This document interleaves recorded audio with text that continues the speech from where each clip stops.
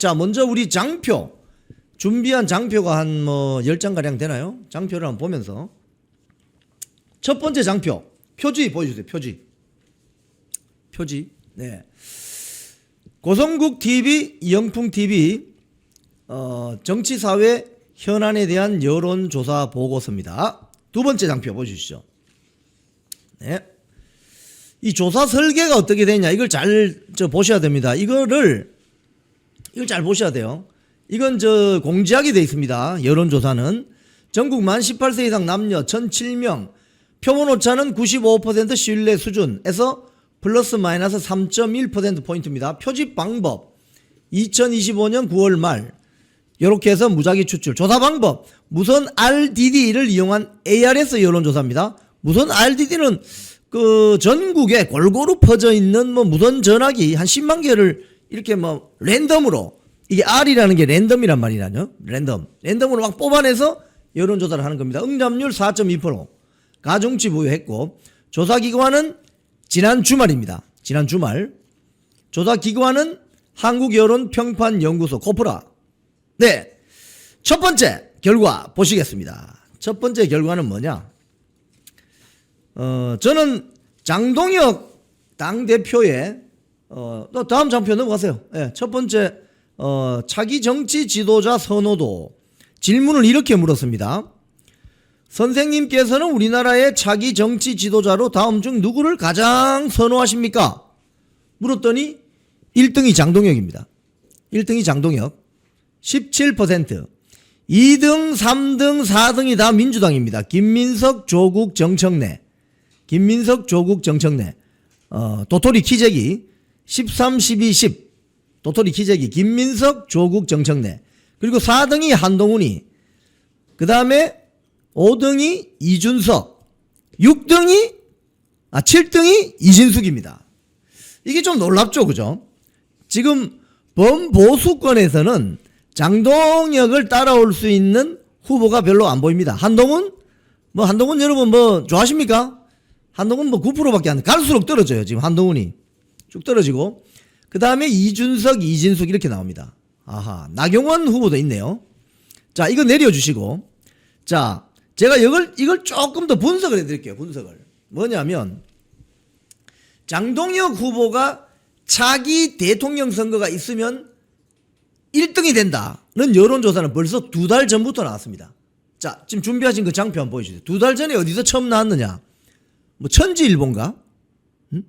천지일보인가? 그거 한번 보시죠. 예, 저기 보시면은 차기 대통령 후보 적합도 보시면 이게 9월 9일, 9월 10일 전국 18세 이상 남녀 1000명, 이것도 95% 신뢰 수준에서 플러스 마이너스 3.1%포인트입니다. 표본 오차. 이것도 자동응답입니다. 자동응답. 여기서도 보세요. 장동혁 20.6, 조국, 정청래, 이 김민석은 아직 없었습니다. 김문수, 오세훈 이렇게 쭉 나가죠. 자, 그 다음 장표 한번 보세요.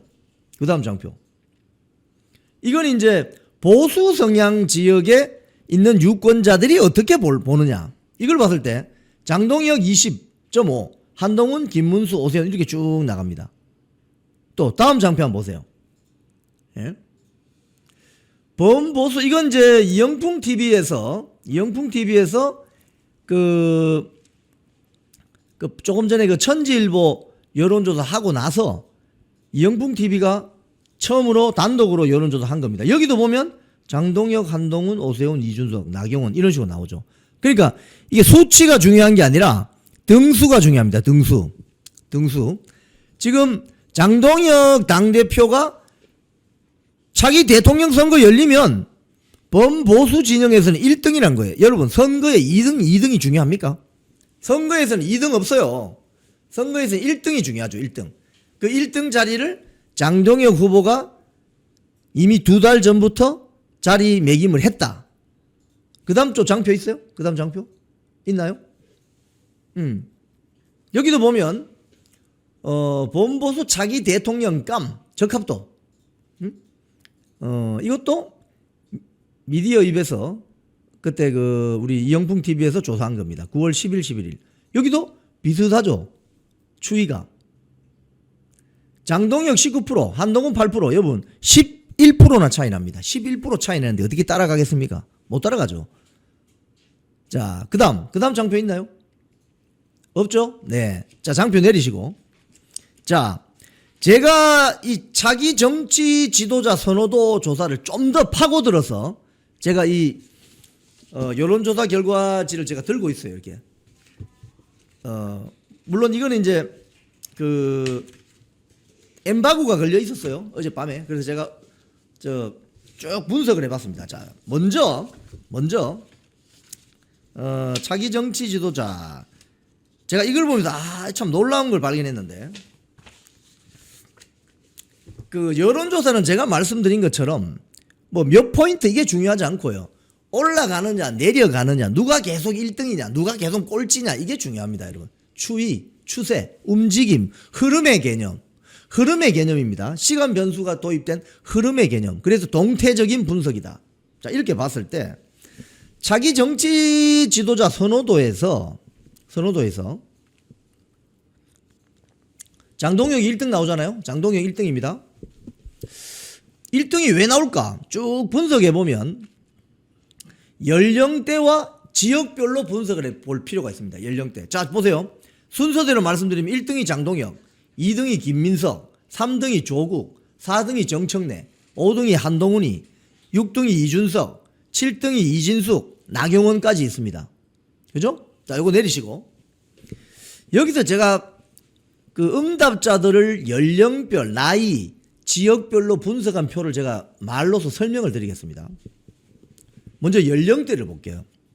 이 연령대를 보면은 이 여론조사 참 민심을 잘 반영하고 있는 것 같다는 생각이 들어요. 왜? 18세에서 29세, 그러니까 1020이죠. 18세에서 29세에 차기 정치 지도자 1등이 누구냐? 놀랍게도 이준석입니다. 17이 나옵니다. 17. 그 다음 2등이 누구냐? 장동혁입니다. 놀랍죠, 그죠? 그러니까 이준석이 1020에서는 어필하는 부분이 있다, 이걸 여러분, 이거는 뭐 인정하고 인정하지 않고 뭐 따지지 말고 그냥 숫자로 나온 겁니다. 그러니까 감안을 하셔야 됩니다. 이준석이가 1020에서는 1등입니다. 17. 2등이 장동혁 14. 오케이. 한동훈 9%. 그러니까 한동훈은 1020에 인기가 없어요. 영 40라고 하잖아요. 영 50. 괜히 뭐 젊은 척하고 말이죠. 돌돌이나 하고 치킨 배달이나 하고, 치킨 배달하는데 왜 사진을 왜 찍어? 자, 근데 이제 30대 위로 쫙 가면 장동혁이 쫙 올라갑니다. 어떻게 되느냐? 30대를 가면 장동혁 15, 김민석 17, 이준석 13, 이진숙 8 이렇게 나갑니다. 어허. 자, 그 다음 70세 이상에서는 장동혁이 압도적인 1등입니다. 22가 나옵니다. 22. 이준석은 4밖에 안 나와요. 60대에도 장동혁이 20으로 1등입니다. 20으로 1등. 그 다음에 조국이 17, 김민석이 14, 이진숙이 6이 나옵니다. 30대에서도 이진숙이 8이 나와요. 그러니까 장동혁이 어떤 연령대에 인기가 있느냐? 1020, 30, 그 다음에 60, 70, 40, 50 빼고는 다 인기가 있어요. 그리고 특이한 점은 이준석이는 1020에 인기가 있고, 이준석, 그 다음에 이진숙 전 방통위원장이 드디어 랭킹이 올라가기 시작했다. 한동훈이는 추락했다. 딱 결론 나오는 거죠. 이렇게 민심이 돌아가는구나. 민심이 이렇게 돌아간다. 자, 이진숙 전 방통위원장 있잖아요. 지지율은 한동훈이하고 한번 비교해 볼까요? 한동훈이하고 1020에서 한동훈이 9 나오죠. 이진숙이 7이나 나옵니다. 30대에서는 한동훈이 10이 나오는데 이진숙이 8이 나옵니다. 오, 놀랍습니다. 그러니까 이진숙 전 방통위원장이 차기 정치 지도자 선호도에서 한동훈이하고 거의 같아요. 야, 이거 놀랍지 않습니까, 여러분? 이 방송 보시는 한동훈 따라다니는 분들은 조금 방향을 새로 설정하셔야 될 것 같은데. 아니면 저 조국이나 저 좌파 정당으로 넘어가든지. 자, 그럼 지역별로 한번 볼까요? 지역별로. 지역별로. 지역별로 보시면은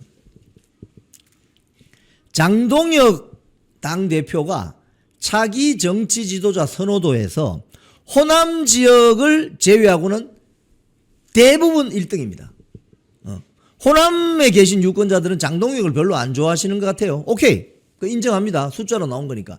호남 지역을 제외한 전 지역이 골고루 장동혁을 지지합니다.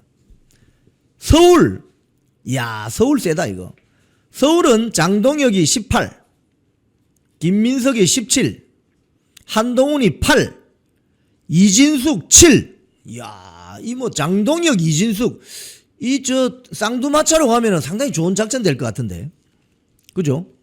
인천 경기에서도 장동혁이 16, 1등입니다. 1등. 인천 경기, 서울 경기 인천 장동혁이 1등입니다. 16. 이 김민석 13, 조국 13, 한동훈 11, 이진숙 5 나옵니다. 그러니까 서울은 원래 여론조사 그동안 추이를 보면은 국민의힘 지지도가 높고 장동혁에 대한 선호도가 높았는데 경기도는 상대적으로 약간 민주당이 좀 약간 좀 앞서는 거로 나왔거든요. 근데 이번 여론조사를 보니까 인천 경기도 장동혁 지지로 돌아선 것 같습니다. 이 상당히 의미 있는 거죠. 자, 그 다음 충청도 한번 볼까요? 충청도. 장동혁 대표가 충청남도 보령 출신 아닙니까? 1등입니다. 18%. 대전, 세종, 충청에서 장동혁 18%. 김민석 14, 조국 13, 정청래 9. 정청래는 충청도 출신인데 별로 인기가 없네요. 그 다음에 이진숙이 여기서 7이나 나옵니다. 7. 오호. 대구, 경북, 부산, 부울경. 장동혁이 대구, 경북에서 19, 부울경에서 18. 그래서 다른 후보들을 다 제칩니다. 오호. 이 상당히 재밌는 분석입니다. 그죠? 그러니까 이제 차기 정치 지도자 1등이 장동혁인데 이 장동혁의 신드롬은 벌써 장동혁이 당대표 될 때부터 2개월 전부터 차기 대통령감 1등은 장동혁이다. 이렇게 유권자들은 보고 있는 것이고 연령별로 연령대별로 지역별로 봐도 연령대로 보면 10, 20, 30, 60, 70은 장동혁, 40, 50은 김민석, 조국, 정청래, 이진숙이 치고 나오고 한동훈이는 꼬라박고 있고 통쾌하지 않습니까 여러분? 그 다음 지역별로 보면 호남 지역을 제외한 전 지역 골고루 장동혁이 이기는 것으로 나온다. 한동훈이는 꼬라박고 있고 이진숙이 치고 나온다. 이렇게 보는 거예요. 참 간단하죠 여러분? 간단하게 설명이 됩니다. 자, 그 다음 장표가 뭐죠? 그 다음 장표 이제 올려보세요. 하나하나 또 봅시다. 네, 정당 지지도입니다. 정당 지지도가 예상 밖으로, 이건 뭐 사실 민주당 국민의힘 1%밖에 차이가 나지 않기 때문에 이건 누구 앞선다고 이야기할 필요는 없어요. 왜? 오차 범위 안에 있기 때문에. 오차 범위 안에 있기 때문에 누가 앞선다고 표현할 필요는 없습니다. 다만 민주당의 지지율은 꺼지고 국민의힘 지지율은 올라가고 있다. 그것도 많이 이렇게 볼 수 있는 거죠. 자, 이게 숫자상으로 보면 국민의힘이 더불어민주당 그 지지율을 꺾는 것은 상당히 의미 있는 거죠. 의미 있는 거죠. 상쾌, 통쾌, 유쾌. 자, 이거 내려주시고 이것도 제가 그 연령대 지역별로 분석을 해봤습니다. 연령대별로 어떻게 나오는지 지역별로. 이 딱 보면은 이게 지금 우리나라의 여론이 이렇게 형성이 되고 있구나. 민심이라는 게 이렇게 형성이 되고 있구나. 이걸 알 수가 있어요. 뭐냐? 10, 20, 30은 민주당 지지자들이 별로 없습니다. 이거 확실합니다. 10, 20, 30은 민주당을 별로 안 좋아합니다. 왜? 40, 50들이 자신들의 미래를 저당 잡아서 홀라당 다 빼먹고 있다는 걸 알거든요. 지금 여러분 광장에 쏟아져 나오는 특히 10, 20 Stop the Steal, 윤어게인 외치는 그 1020 세력을 민주당 세력들이나 급진 좌파들이 극으로 몰죠. 극으로 몰죠. 하지만 1020 세력들은 생각이 다 있다는 거예요.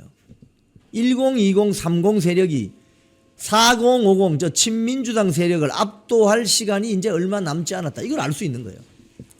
자, 정당 지지도를 보니까 1020이 국민의힘을 지지하는 것은 평균 아까 41이 나왔잖아요. 이것도 훨씬 높습니다. 얼마? 53입니다. 53. 우와. 민주당은 얼마? 21. 2배를 넘습니다. 2배. 그러니까 대한민국 1020들은 민주당을 싫어한다. 이렇게 보면 돼요. 민주당을 싫어한다. 우리나라 1020들은. 국민의힘을 지지하는 게 53. 민주당 지지하는 게 21. 이렇게 나옵니다. 뭐 조국당 진보당은 없습니다. 뭐 없습니다. 그 다음에 30대로 가도 국민의힘 지지가 42가 나옵니다. 민주당은 32 이렇게 나옵니다. 즉 30대도 민주당보다는 국민의힘을 지지하는 사람들이 많다. 이렇게 알 수 있는 거죠. 그 다음 4050으로 가면 지금 대한민국의 이런 모든 문제를 만들어내는 정치 집단을 지지하는 연령대가 어디냐? 4050으로 보면 돼요. 이 사람들 앞으로 책임져야 됩니다. 책임져야 돼요. 4050들이 민주당 지지하는 게 50입니다. 50. 근데 국민의힘 지지하는 건 30, 33입니다. 다르죠? 그죠? 느낌이 다르죠? 70세 이상은 국민의힘 지지가 51, 민주당이 36. 60대는 서로 비슷비슷해요. 자, 이 말을 딱 보면 우리 알 수 있는 이제 대한민국의 연령대별로 민심이 어떻게 돌아간다. 이게 이제 두려워. 1020, 30이 드디어 대한민국의 여론을 주도할 시간이 10년 안으로 돌아온다. 두려워. 차기 총선, 차기 대선에서. 그러니까 4050들이 지금 쉽게 이야기하면 쫄아버린 거예요. 그러니까 야 극우다 극우. 강경파다 저거 강경파 극우. 그렇게 지금 하는 게 좀 두려운 거지. 지금 광장에 쏟아져 나오는 1020, 30 세대의 그 힘을 보세요. 힘 좋잖아요. 태극기 막 흔들고. 그게 무서운 거지. 책임을 져야지 앞으로. 4050 세대를 책임져야 돼요. 민주화, 대한민국 민주화의 과실이란 과실은 다 따먹었으면서 이제 대한민국의 미래를 망치는 그런 정치 세력을 지지하잖아요. 책임져야지. 책임져야 되는 거죠 앞으로. 세대 응징이 일어날 겁니다. 두고 보세요. 10년 안에 일어납니다. 이건 10년 안에. 우리가 이런 조사나 전문적인 분석을 통해서 미리 보는 거죠. 미리 보는 거예요. 응? 지역별로 한번 볼까요? 지역별로. 정당 지지도 지역. 서울 볼게요. 서울이 국민의힘이 45, 민주당이 35입니다. 우와, 10%포인트 차이나 나네. 이건 놀라운데. 즉, 그러니까 서울이 박문자님, 저도 50대거든요. 부끄러울 거 없습니다. 제가 말씀드렸죠. 영롱한 아침 이슬을 장미꽃이 먹으면 모든 사람이 행복하는 장미 향기를 내지만 독사가 그 영롱한 이슬을 먹으면 모든 사람을 죽이는 독을 만들어냅니다. 그 차이입니다. 그 차이. 예? 우리 박문자님하고 저는 아름다운 장미꽃 향기를 만들어내는. 자, 지역별로 보면 서울이 국민의힘 45, 민주당 35. 국민의힘이 10% 앞서죠. 서울에서는 주말마다 집회가 열리고 평일에도 열립니다. 그러니까 사람들이 아는 거예요. 정보가 제일 빨라. 서울은 정보가 제일 빠를 곳입니다, 여러분. 서울에서 형성된 민심이나 정보가 KTX는 2시간 40분 만에 부산까지 가지만 부산까지 가는데 시간 좀 걸려요, 사실은. 왜? 설명을 해야 되니까, 설명을 해야 되니까. 근데 서울에 있는 분들은 자기 눈으로 직접 보기 때문에, 자기 귀로 직접 듣기 때문에 빨리 하는 거예요. 그러니까 10% 차네, 10%. 지금 민주당 서울시장 후보들 이제 나올 사람들 시급하겠는데 보니까. 인천 경기로 가보겠습니다. 여러분, 인천 경기가 서울하고 민심이 달라요. 살짝. 민주당 지지세가 셉니다. 근데 이번 여론조사에서는 거의 똑같이 나왔습니다. 민주당이 지지도 41, 국민의힘이 40. 이 똑같은 거죠. 오차 범위 안에 있으니까 똑같은 거예요. 아, 그러니까 인천 경기의 정당 지지도도 꿈틀대기 시작한다. 충청도 안 가볼까요? 충청도. 대전, 세종, 충청. 충청 지역은 여러분 아시겠지만 전국에 팔도 사람들이 다 와서 살잖아요. 그죠? 똑같습니다. 42 똑같습니다. 아. 그런데 장점은 뭐냐? 장동혁 후보가 충청도 출신이라는 거예요. 충청도 출신이 나오니까 충청도 민심이 아무래도 고향 사람 찍어주려는 어떤 그런 게 생기겠죠. 여러분 대한민국에서 가장 정치계에서 상수는 뭐냐면 지역입니다. 지역입니다, 여러분. 여러분 많은 정치 평론가들 뭐 정당 관계자들이 말 안 하죠. 하지만 현실 대한민국 정치의 가장 큰 변수는 뭐냐? 지역이에요, 지역. 응? 그걸 지금 우리가 보고 있잖아요. 응? 그걸 보고 있잖아요. 뭐 우리나라만 그러지 아세요? 영국도 마찬가지예요. 가면 그 지역 당들이 있습니다. 지역 당들. 유럽 가면. 응? 미국은 안 그래요. 미국은 서안벨트, 동안벨트 큰 대형 도시들이 있는 건 다 민주당 셉니다. 근데 중부 지역 텍사스부터 해서 쫙 중부 지역은 공화당이 셉니다. 왜? 다 이유가 있죠. 그러니까 지역이란 변수에 대해서 너무 있지 않습니까? 예민하게 생각하시지 말고 그 있는 그대로 인정하면 돼요. 여기 보세요. 지역별 정당 지지도 볼까요? 이게 서울 국민의힘 45, 민주당 35, 10% 차이 나죠. 인천 경기 41, 40, 거의 삐까삐까죠. 대전, 세종, 충청 42, 42 동률입니다. 그러면 충청도 출신이 대통령 후보로 나오면 유리하겠죠. 앞으로 민주당에서 충청도 출신 대통령 후보 만들어내려고 하는 거 아니에요? 정청래 나오면은 장동혁하고 붙으면 잽이 안 될 것 같은데, 잽이란 게 무슨 말입니까, 여러분? 잽 한 대 맞고 넘어진다 이겁니다. 잽도 안 된다는 거는 그만큼 허약한 체질이다 이 말이거든요. 네? 지금 여기 현아님이 올려주셨지만 자유대학 우리 청년들이 지금 큰 역할을 하고 있는 겁니다. 주중에 주말에 태극기 깃발 들고 서울, 부산, 대구 뭐 등등등 광주, 대전 막 다니잖아요. 그 누가 막을 건데? 대한민국은 언론, 출판, 집회, 결사의 자유가 있는 나라인데 누가 막을 건데? 그게 여론을 만들어내는 겁니다. 예? 자, 그 다음 대구 경북 가볼까요? 대구 경북. 대구 경북은 그 따블입니다. 따블. 국민의힘 48, 민주당 22. 부울경도 앞서기 시작합니다. 46, 국민의힘 46, 민주당 38. 아하, 이렇게 가는구나. 호남 지역이 민주당 57, 국민의힘 20. 강원, 제주. 강원, 제주는 표본이 조금 적은 것 같은데. 46대 34. 뭐 큰 의미는 없습니다. 자, 정당 지지도 다시 한번 썸머리 해드리면 10, 20, 30, 60, 70은 국민의힘 지지가 크다. 민주당을 지지하는 세력은 40, 50이다.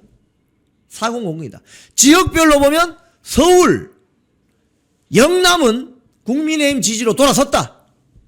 인천, 경기도 동률이다. 원래 경기도, 인천, 경기는 민주당이 좀 앞섰잖아요. 이제 동률이다. 충청도 갔더니 똑같다. 이 말은 무슨 소리입니까? 아, 충청도 대선 후보 나오면은 아주 선방하겠네. 이걸 딱 볼 수 있는 거죠. 자, 다음 장표 한번 올려보세요. 다음 장표가 뭔가요? 자, 자유민주님, 경상도가 왜 더불어당 지지가 많나? 아니, 국민의힘 지지가 더 나온다니까요. 방송을 잘 들으시기 바랍니다. 이제 한번 내려보세요. 정당 지지도에서 대구 경북의 경우에 국민의힘이 48, 민주당이 22, 부울경 같은 경우는 국민의힘이 46, 민주당이 38입니다. 예. 경기도, 인천 경기는 국민의힘이 40, 민주당 41, 대전, 세종, 충청은 42, 42 동률입니다. 아시겠죠? 신일과날실 공천만 잘하면 되겠네요. 그렇죠? 이제 공천을 잘해야 되는 거지. 그러니까 지도부가 건전하고 좀 합리적이고 타당한 지도부가 와야 되는 거예요. 싸우는 지도부가 나와야 된다는 거예요. 싸우는 지도부. 어? 자, 그 다음 장표 올려보세요. 대통령 국정수행 평가. 여기 보면 긍정평가 49, 부정평가 48. 거의 똑같죠? 거의 똑같습니다. 이 말은 지금 이재명 정권이 집권한 지 뭐 뭐 6개월, 1년 됐습니까? 이제 집권한 지 불과 한 넉 달 정도 돼 가는데 긍정평가가 부정평가하고 비슷하다는 소리는 이게 무슨 소리예요? 지지하지 않는다는 소리죠. 지지하지 않는다는 소리입니다. 예. 자, 이거 내리시고 이걸 연령대와 지역별로 제가 또 한번 분석을 해드릴게요. 나이대로, 지역별로. 이재명 정권의 국정수행 평가 1020이 어떻게 평가하고 있냐. 이거 보면 이거 맞네. 딱딱 맞아 떨어지는 거지. 매우 잘못하고 있다고 53이나 나옵니다. 1020. 우리 자유대학 화이팅! 1020이 매우 잘못하고 있다. 53. 매우 잘하고 있다. 20밖에 안 됩니다. 잘못하는 편이다. 10일까지 합치면은 64%. 64%가 잘못하고 있다. 1020 세대는 이재명 정권에게 64% 응답자의 64%가 이 잘못하고 있다. 정확하게 아는 거죠. 젊은 친구들이 정확하게 아는 거죠. 그 다음에 30대 한번 볼까요? 30대. 30대도 매우 잘못하고 있다가 50이나 나오네. 어우, 매우 잘못하고 있다. 매우 잘하고 있다가 31밖에 안 나옵니다. 그러니까 102030은 매우 잘못하고 있다가 50%가 넘습니다. 이게 민심인 거지. 여러분 그 집회 현장 행진 집회하러 나오는 사람들 상당 부분이 102030 아닙니까? 그분들의 민심이 반영되는 거예요. 이런 여론조사에. 자, 그런데 보세요. 4050 보세요. 4050. 4050에 매우 잘하고 있다. 40대 49. 50대는 53. 민주화 혜택을 가장 입었던 세대가 4050입니다. 그리고 취직 잘 되는 그 세대 가장 좋은 혜택을 입었던 세대가 4050입니다. 근데 이 자들이 이 세대가 대한민국을 지금 망치려고 하는 정치 세력을 가장 지지한다는 게 이게 아이러니 아닙니까? 이거 완전 역설적인 거. 얻어먹은 건 그렇게 많으면서 앞으로 대한민국 망치는 정치 세력에게 그렇게 지지를 하는 거예요. 이거 어떻게 해야 되겠습니까? 결국은 1020, 30 세대가 10년 안에 우리 사회의 주도권을 가지면서 세대 응징이 필요한 거예요. 대한민국 망치는 이 세대에 대해서. 지역별로 한번 볼까요? 지역별로. 이재명 정권에 대해서 지역별로. 서울 매우 잘못하고 있다가 43이나 나옵니다. 매우 잘하고 있다는 32밖에 안 됩니다. 잘못하는 편이다 10일까지 합치면 잘못하고 있다가 54가 나옵니다. 54. 서울에서만. 서울의 민심이란 것은 엔티 민주당이 세다 이렇게 보면 되죠. 서울의 민심은. 인천 경기 한번 볼까요? 인천 경기. 야, 인천 경기 아주 궁금한데 매우 잘못하고 있다가 39. 매우 잘하고 있다가 38. 잘못하는 편이다가 10. 잘하는 편이다 10. 합쳐서 잘못하고 있다가 49. 잘하고 있다가 48. 그러니까 비슷비슷하죠. 그런데 그동안 여론조사에서 보면 인천 경기는 확실히 민주당을 밀어주는 분위기는 이게 바뀌고 있다. 밑에서부터 바뀌고 있다. 이걸 알 수 있는 거죠. 이야, 그럼 수도권에서 민주당의 인기가 빠진다. 수도권에서 빠지고 있다. 호호. 대전, 세종, 충청은 이 참 비슷합니다. 매우 잘못하고 있다 34. 매우 잘하고 있다 35. 잘못하는 편이다 15. 잘하는 편이다 14. 합치면 똑같습니다. 49, 49로 똑같습니다. 대전, 충청 지역은 딱 관망하는 거죠. 그런데 중요한 건 뭐다? 장동혁 대표가 충남 보령 출신, 충청도 출신이다. 이게 강점인 거죠. 대구, 경북 잘못하고 있다. 매우 잘못하고 있다. 45. 잘못하고 있다. 12. 합치면 57이나 나옵니다. 57. 부산, 울산, 경남도 매우 잘못하고 있다. 43. 잘못하는 편이다. 9. 해서 52가 나오는 거죠.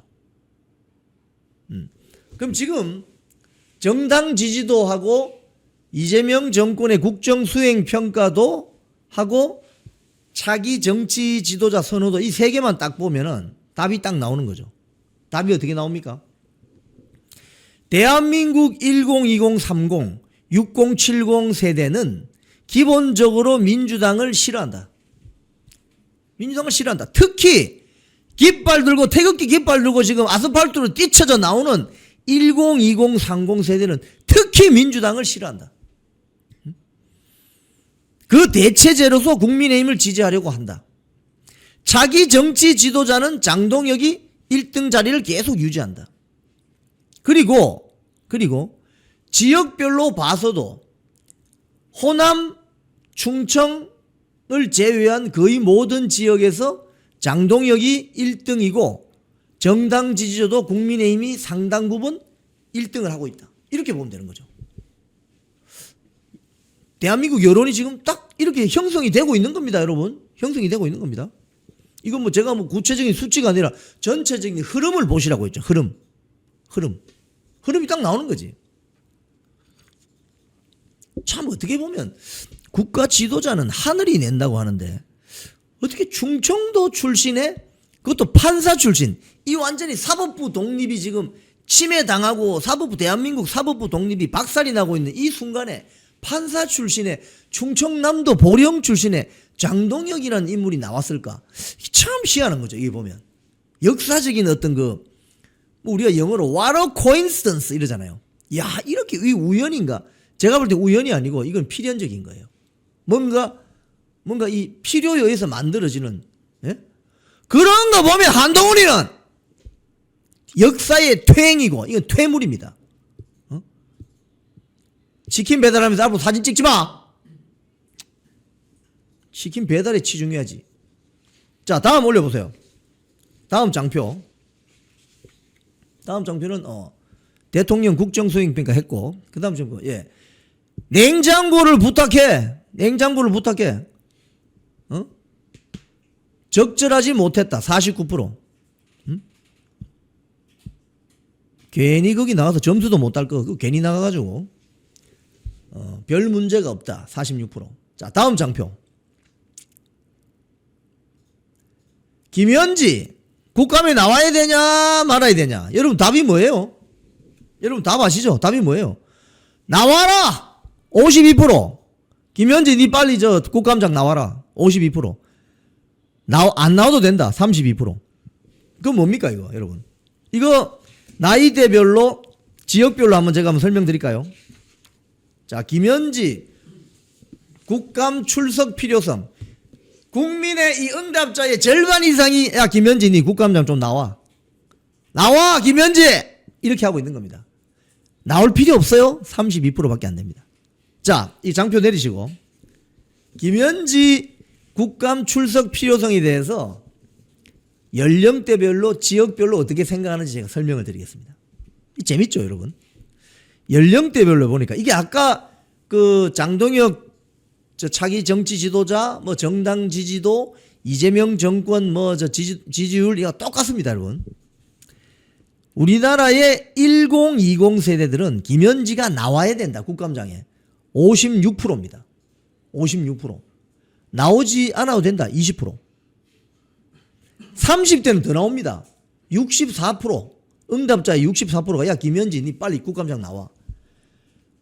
나올 필요 없다. 26%. 그러니까 30대가 10, 20보다 더 뚜껑이 열린 것 같네요. 참. 민주당을 지지하는 이재명 정권을 지지하는 경향이 높은 4050조차도 나와야 된다 안 나와야 된다 비슷합니다. 이 말은 무슨 소리입니까? 민주당 지지자들끼리도 야 김현지고 국감 나오면 안 돼? 왜 안 나오는 거지? 이러고 있다는 거죠. 그러니까 이거는 뭐 지지하는 연령 뭐 지지하는 이거 상관없이 다 나와라 이 소리입니다. 자, 그런데 지역별로 한번 볼게요. 지역별로. 호남 지역부터 제가 먼저 설명드릴게요. 김현지 국감장 나와야 된다 32, 필요하지 않다 40. 이게 무슨 소리입니까? 호남 지역의 응답자들도 김현지 좀 국감장 나와라 이 소리입니다. 예? 정당 지지와 상관없이 김현지 너 국감장 좀 나와야 되겠다. 이번 주에 나와야 될걸. 예? 예, 김현지에 대해서는 지금 전 국민이 너무 힘들다 김현지 너 나와 좀 이렇게 이야기하는 거예요. 지역별로 보면 서울 김현지 나와야 된다 55, 필요하지 않다 28. 인천 경기 나와야 된다 54, 필요하지 않다 31. 대전, 세종, 충청 나와야 된다 54. 필요하지 않다 34. 아, 이 점잖은 대전, 세종, 충청 분들도 김현지 나와주세요. 좀 나와주세요. 이러고 있는 거 아닙니까 지금 여론이. 응? 좀 나와주세요. 좀 나오라고. 대구 경북 가면은 세집니다. 나와야 된다 57. 필요하지 않다 29. 부울경 더 셉니다. 대구 경북보다 58, 27. 저는 이 차이를 좀 느낍니다. 뭐냐? 대구 경북 분들은 굉장히 그 원칙적인 어떤 그런 경향이 있거든요. 부울경 사람들은 원칙도 중요한데 한번 뚜껑 열리면 열받습니다 이거. 그러니까 대구 경북보다 더 나오는 게 김현지가 뭔데? 네가 뭔데 국감장에 안 나온단 말이야. 빨리 나와! 라고 하는 거지. 그 여론이죠. 딱 여론 형성되는 거 보면 아시겠죠? 자, 다음 장표 한번 올려보세요. 자, 그 다음 장표는 특검에 대한 필요성. 이 질문을 어떻게 물었냐면요. 이렇게 물었습니다. 김건희 일가의 양평공흥지구 특혜 의혹과 관련해 특검의 조사를 받은 뒤 목숨을 끊은 양평군 단월 면장 사건의 진상규명을 위한 특검 필요성에 대해서 어떻게 생각하세요? 이건 물어볼 것도 없습니다. 필요하다고 생각한다 57%죠. 이거 이제 장표 내려보세요. 이건요, 저도 이걸 이제 그 구체적인 지역별, 연령별 응답을 봤는데 제가 깜짝 놀랐습니다. 이건 나이와 지역에 상관없이 모든 지역에서 특검해야 된다. 사람이 죽었는데. 응? 이런 거 보면 대한민국 사람들이 굉장히 감성적이라는 걸 알 수 있죠. 사람이 죽었는데. 이거 특검해라 이거. 특검 자체를 특검해라. 이런 여론이 압도적입니다. 아하. 자, 다음 장표. 그다음에 국민을 위한 검찰 개혁. 국민을 위한 검찰 개혁. 뭐 이거는 보시는 것처럼 공감하지 않는다. 공감하지 않는다가 더 높습니다. 뭐 국민을 위한 뭐 어쩌고 저쩌고 하면서 검찰 개혁 한다는데 검찰 개혁이 아니고 그건 개악이다. 이렇게 보는 거죠. 자, 내리십시오. 자, 장표 끝났죠? 네. 여러분, 이 여론조사 결과를 보시면 어떻습니까? 여론조사는 그 하나 가지고 다 판단할 수 없죠. 한 몇 달간에 걸친 그 여론조사 수치를 보면서 그래프로 쭉 그려보면 지지도가 올라가는지 내려가는지 유지하는지 이 세 가지를 포인트를 보시면 돼요. 구체적으로 누가 앞섰다 뭐 이것보다는 올라가냐 내려가냐.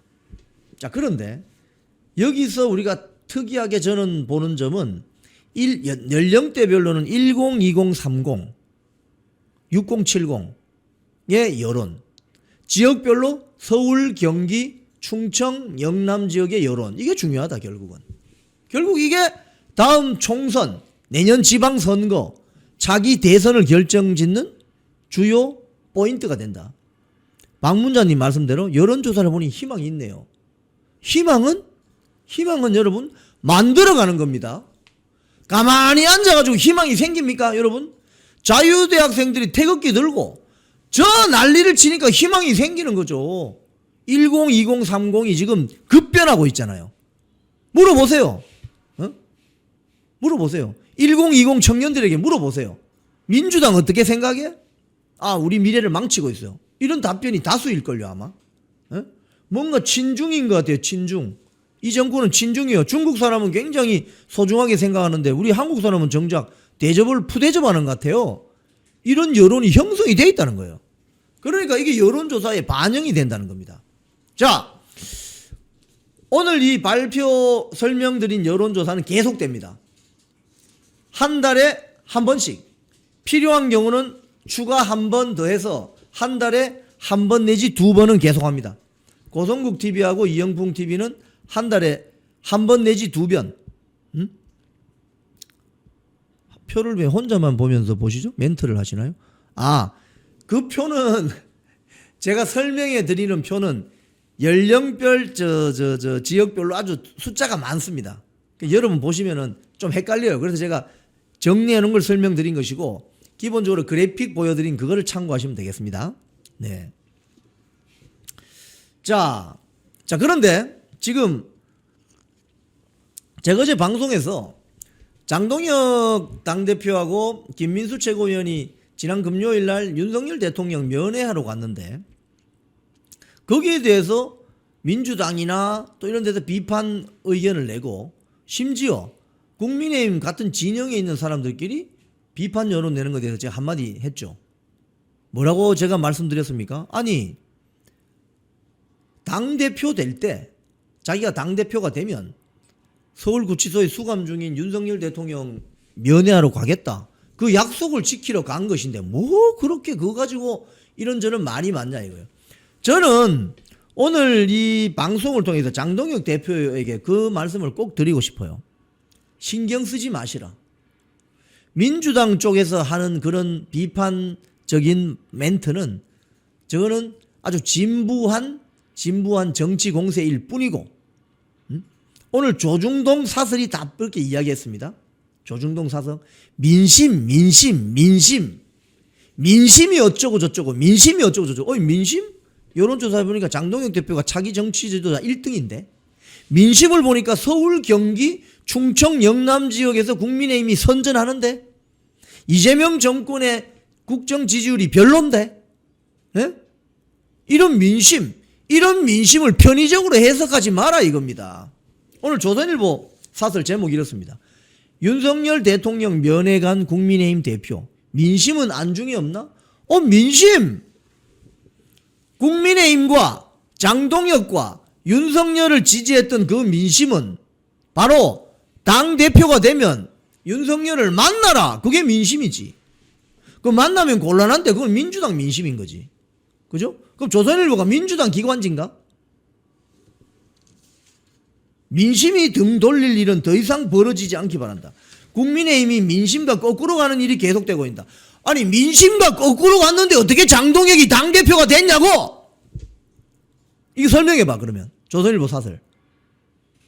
장동혁 당대표가 당대표가 나서 뭐라고 했어요? 이번 당대표 전당대회 결과는 이런 이유였다. 근데 마지막에 뭐가 들어가 있습니까? 뉴미디어가 승리한 선거라고 했죠. 뉴미디어에 조선일보가 들어갑니까? 이거 올드미디어인데. 자기들 말 안 듣는다고 지금 꼬장 부리는 거예요, 이게. 중앙일보 사설. 장동혁 대표의 윤석열 면회. 대단히 부적절하다. 대단히 부적절하다. 응? 그건 중앙일보 사설 네 생각이고 잘한 것 같은데 아주. 동아일보 사설. 윤면회 후 뭉쳐 싸우자는 장동혁. 그래서 어쩌겠다는 건지. 응? 어쩌긴 어떻게. 한동훈이 따라다니는 정치 세력도 이제 정리해야지. 국감 끝나고 나면 당 게시판으로 당원권 정지시켜 주시기 바랍니다. 국민의힘에 소속돼 있는 정치인들이 사사건건 국민의힘을 조져대고 비판하고 해서 지 인기 관리라는 그런 정치인들은 당원권 정지를 통해서 자기 지방선거, 자기 총선, 대선에 못 나오게 만들어버려야 돼요. 그러면 전부 입 닫을 거야. 응? 그렇지 않아요, 여러분? 당원권 정지를 통해서 강경 조치를 해야 됩니다. 이게 대한민국 우파, 좌파 정당이 있지만 저는 기본적으로 자유민주주의자이기 때문에 저는 좌파 정당의 존재도 인정합니다. 하지만 급진 좌파, 종북 주사파들하고 난 대화를 하기를 거부합니다. 좌파 정당 인정해요. 왜? 우리는 자유민주주의 체제니까. 하지만 국민의힘이라는 보수우파 정당 안에서 정치하면서 좌파의 목소리를 내면 됩니까? 안 됩니까? 이거는 대한민국 정치 발전에도 전혀 도움이 안 되는 거예요. 좌파 목소리를 내면 좌파 정당으로 가라고. 한동훈 좌파 정당으로 가라고. 김재섭이, 김용태 좌파 정당으로 가라고. 제발. 정성국이 좌파 정당으로 가라고. 또 누가 있나? 뭐 배현진도 있나? 좌파 정당의 목소리를 내릴 사람은 좌파 정당에 가라고 제발. 왜 우파 정당에 와서 그 난리야. 좌파 정당 가면 공천을 못 받는 거지. 이 자들이 그렇습니다, 여러분. 좌파 정당에 가면 최소한도로 젊은 시절에 쇠파이프 휘두르고 화염병 집어 던지고 국가보안법 위반하고 감옥 들락날락하고 이런 투쟁 경력이 있어야 좌파 정당에 배지 받잖아요. 뭐 정청래, 김민석이 우리가 다 알고 있잖아요. 박선원이 이런 자들이 좌파 정당의 주류 아니야 이거예요. 근데 우파 정당은 주류가 그게 아니거든. 그런데 그런 자들이 이제 좌파 이 머리는 좌파인데 몸은 우파로 갈 수밖에 없어. 이 자들이 어떤 자들이냐? 기회주의 우파 참칭주의자들이라는 거예요. 이 세력을 솎아내지 않으면 국민의힘의 미래는 없습니다. 국민의힘 미래 없습니다. 그게 지금 현실이라는 거예요.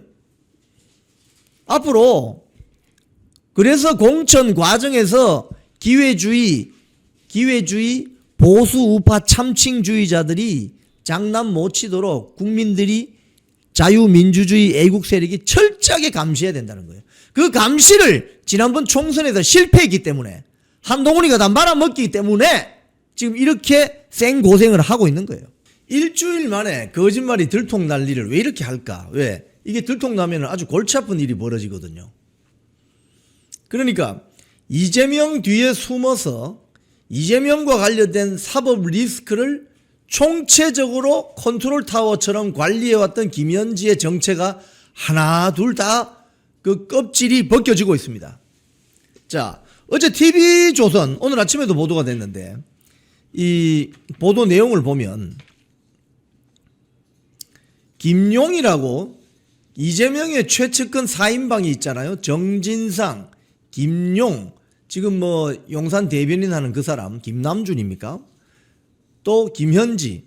이 김용이 당시 정치자금법 위반 혐의로 재판을 받고 뭐 수사를 받고 할 때 체포될 당시에 김용의 변호사가 김현지에게 수사 상황을 보고한 사실을 법정에서 사실상 시인해버렸습니다. 이야, 이거 어떻게 합니까? 일주일 전에는 민주당이, 그러니까 이 사건이 어떻게 진행이 되었느냐. 주진우 국민의힘 의원이 김용의 변호인이 김현지에게 수사 상황을 전달한 것으로 보인다고 일주일 전에 이야기했어요. 기자회견에서, 국회 소통관에서. 그랬더니 민주당이 뭐라고 했느냐. 음해하지 마라. 허위사실 유포다. 뭐 이런 식으로 했거든요. 근데 이 재판에 나온 김용 측 변호사 이상호가 뭐라고 했느냐. 검찰이 이 재판의 증인으로 나온 김용 측 변호사에게 이상호 변호사가 김현지에게 압수수색 상황 전달 메시지를 증거로 제시하면서 2분 뒤에 체포영장을 찍어서 보내준 사실이 있지 않냐라고 물었습니다. 즉 이 말은 검찰이 사진을 찍어서 이상호 변호사, 김용의 변호인 이상호 변호사가 김현지에게 사진을 찍어서 보냈다는 통신 기록을 확보한 거죠. 딱 걸렸네. 딱 걸렸어. 일주일 만에 드러날 이 거짓말을 딱 걸린 거죠. 그래서 이 변호사가 그거 변론과 관련된 것이라면서 증언을 거부했더니 검찰이 그럼 뭐라고 했느냐. 그러면 압수수색 상황을 김현지를 통해 민주당에 알려줘야겠다고 생각했다는 이 변호사 진술을 제시했다는 겁니다. 그랬더니 이 변호사가 이상호가 민주당이 김현지, 김용 전 민주연구원, 뭐 국민의힘의 여의도 연구원 같은 거요. 민주당이 김용 전 민주연구원 부원장의 직장이었으니까 거기도 알아야 되지 않겠나? 그렇게 생각했다. 그래서 보냈다. 딱 걸렸네, 이제. 딱 걸렸습니다. 김 실장에게 보낸 이유에 대해서는 다른 사람을 잘 모른다. 그래서 김현지한테 보냈다. 이 말은 무슨 소리죠? 김현지가 이재명의 사법 리스크를 관리하는 사법 컨트롤 타워 총책이라는 게 드러난 거죠. 주진우 국민의힘 의원이 지난 15일입니다. 일주일 딱 전입니다. 뭐라고 했느냐. 조은석 특검은, 이 내란 특검 있잖아요. 조은석 특검. 조은석 특검은 윤석열 전 대통령의 변호인, 이 변호인이 있습니다. 구속영장을 유출했다면서 대대적으로 언론에 밝히고 변호사를 피의자로 적시해서 수사했습니다. 같은 잣대가 적용되어야 합니다. 자, 이상호 변호사, 김용측 변호사인 이상호 변호사, 김현지에게 체포영장 사진 찍어서 보낸 이 보도를 보면 체포영장을 사진 찍어서 보낸 이상호 변호사도 피의자로 전환해야 되죠. 이상호 변호사는 재판 중이라 할 말이 없다. 자, 일주일간 벌어졌던 이야기를 간단하게만 정리를 하면 일주일 전에 주진우 의원이 국회 소통관에서 그 이야기를 했습니다. 지금 그 김현지가 이재명 사법 리스크 관리하는 컨트롤 타워인 것 같다라는 의혹이 제기되면서 첫 번째 나온 게 뭐였어요? 이화영 쌍방울 불법 송금 사건, 쌍방울 불법 대북 송금 사건의 변호인 설주환에게 전화를 해서 당신 거기 하차해라. 응? 그 내용을 보면 이게 보도된 게 여러 다 보도됐는데 이게 10월 15일 딱 일주일 전입니다. 조선일보 보도를 보면은 헤드라인 제목이 이거예요. 이화영 전 변호인 김현지가 4번에서 5번 텔레그램 전화가 와서 이화영 변호인 사임하라고 했다. 근데 이야기가 왜 나왔느냐? 박상용 변호사가 국감장에 출석해가지고 이런 이야기를 한 거죠. 수사 중에 알게 됐는데 이화영의 변호인인 설주환이 김현지가 자기 보고 사임하라고 하더라 라는 이야기가 있었다는 거예요. 그래서 이화영 전 변호인 설주환이 실토한 겁니다. 이 조선일보에. 텔레그램 전화가 와서 김현지가 텔레그램으로 전화를 해서 이화영이 자꾸 이재명에게 불리한 진술을 하니 그 법정에 이화영의 와이프까지 와서 막 소리를 지르면서 난리가 났었죠. 응? 그때입니다. 그때. 그러니까 김현지가 이화영 변호인에게 전화를 해서 당신 사임해라. 4-5번. 여기 보면 설주환 변호사의 인터뷰 내용이 나옵니다. 김현지가 4번에서 5번 정도 텔레그램으로 전화를 했는데 한 번은 검찰에 협조하라면서 이화영을 회유했다는 게 사실이냐? 사임하는 게 맞을 것 같다.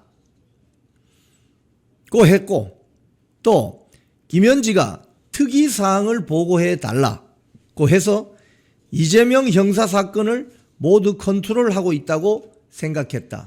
다른 사건의 다른 변호인들도 김현지에게 보고하고 있을 것으로 생각했다. 김현지가 실세네요. 드러났네 드디어. 자, 여기에 대해서 이번에 이게 밝혀지는 과정에서 가장 중요한 역할을 한 사람이 국민의힘 주진우 의원입니다. 뭐 주진우 의원은 여러분들 아시겠지만 뭐 한동훈과의 관계가 뭐 총선 공천받을 당시에 있어서 약간의 여러분들이 거부감을 가지고 있을 수도 있는데 이번에 활약하는 거 보면 굉장히 열심히 싸우고 있어요. 김현지의 사법 컨트롤 타워설을 확정적으로 밝혀내는데 아주 지대적인 아주 주도적인 역할을 하고 있습니다. 이 주진우 국민의힘 의원이 이 사건이 터지자 10월 17일 한 5일 전에 김용전 민주연구원 부원장의 체포영장을 몰래 공유했다는 의혹, 이때는 의혹이었습니다. 그런데 법정에 나와서 그 변호사가 사진 찍어가지고 보냈다는 게 이제 했다고 확인이 된 거죠. TV조선 보도에 따르면. 그래서 김현지와 이상호 변호사를 위계에 의한 공무집행 방해죄로 형사 고발해 놓았습니다. 5일 전에. 왜? 민주당이 민주당이 주진우 의원에 대해서 허위 의혹이라는 식으로 거짓을 퍼뜨리면서 고발한 것에 대한 맞대응 차원이다. 민주당이 당시 어떻게 대응을 했느냐. 그러니까 여러분 이 사건을요. 거꾸로 이렇게 돌려보면 누가 거짓말하는지 다 들통이 나게 돼 있습니다. 결국 누가 거짓말했어요? 민주당. 다 들통 난 거죠. 민주당이 10월 15일 날 이게 최초 의혹 제기가 되었을 때 뭐라고 했느냐. 주진우 국민의힘 의원이 10월 15일 날 불과 일주일 전입니다. 여러분 일주일 전. 김용 변호인 누구죠? 이상호죠. 이상호. 이상호가 김현지에게 몰래 체포영장 보낸 것으로 보인다고 했어요. 그때는 정확한 표현이 보인다. 보인다는 표현은 여러분 언론에서 잘 쓰는 표현입니다. 뭔가 제보를 받아서 의혹이 강하게 있는데 확실하지 않기 때문에 보인다. 보인다. 그런데 이제는 보이는 게 아니고 확인이 되는 거죠. 그러면 뭡니까? 범죄 사실이 성립이 되는 거죠. 그때 보인다고 했더니 민주당이 뭐라고 했느냐? 체포영장을 이상호 변호인이 김현지에게 유출했다는 주장은 사실이 아니다. 모두 추측에 불과하다. 이러면서 주진우 의원을 고발했었어요. 근데 그게 일주일 만에 뒤집어진 거죠. 이상호 변호인이 법정에 나와서 검찰의 신문에서 다시 한번 볼까요? 정확한 워딩. TV조선에 나온 정확한 워딩.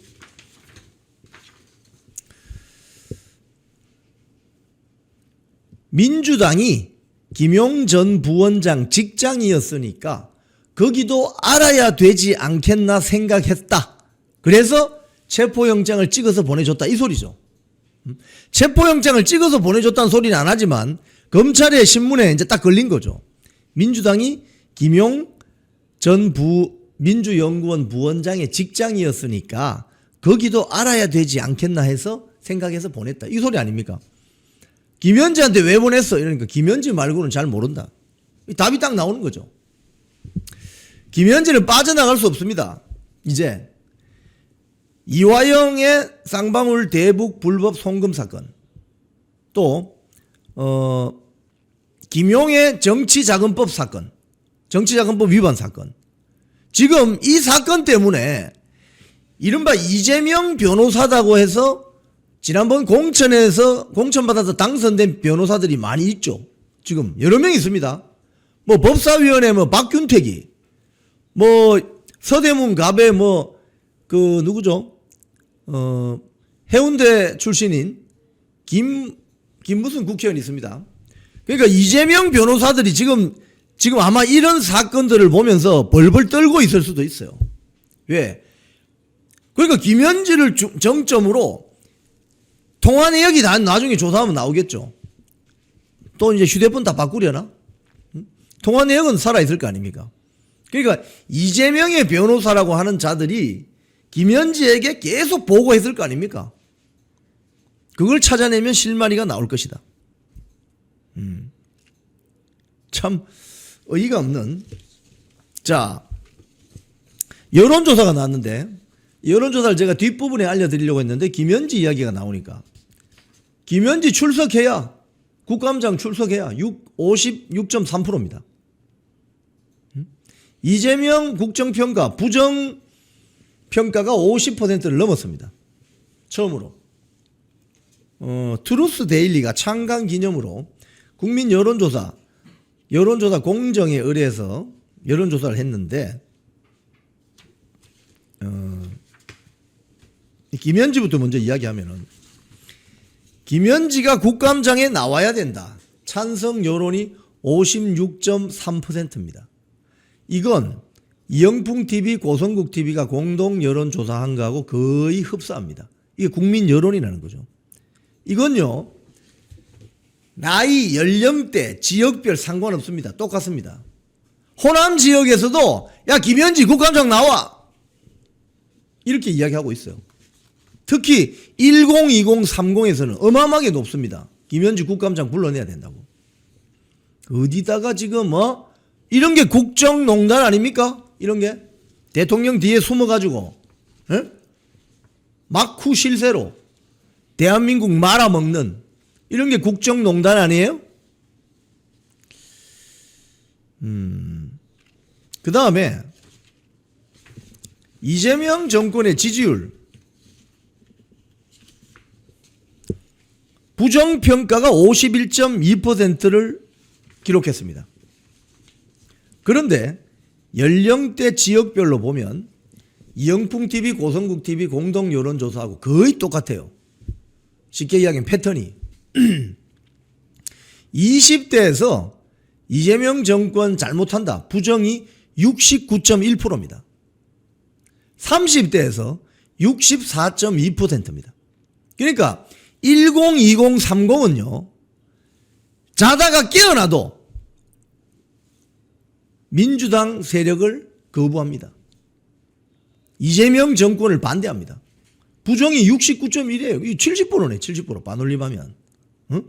20대 청년들 10명 중에 7명은 이재명 정권 못한다. 부정적이다. 30대는 64%. 이재명 정권에 대해서 긍정적인 건 4050입니다. 민주화의 가장 혜택을 입은 세대 4050. 긍정 61, 59.1. 지역별로도 보면요. 지역별로도 보면은 호남 지역을 제외하고는 서울을 포함해서 전부 이재명에 대해서 부정적입니다. 호남 지역의 이재명 긍정률 71.8%입니다. 그런데 서울이 이재명 부정률 56.3%입니다. 지금 저희 사무실이 있는 여의도 이 주변에 여론을 들어보면 서울이잖아요. 이재명 정권에 대해서 그렇게 우호적이지 않습니다. 이런 게 여론조사 수치로 나타나는 거죠. 56.3%가 부정입니다. 부정. 잘못한다. 대구 경북 58.7 잘못한다. 부산 울산 경남 53.6 잘못한다.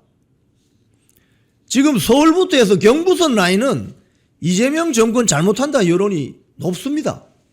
이게 여론조사로 나오는 거예요. 여론조사 데이터로. 저의 주장이 아니라.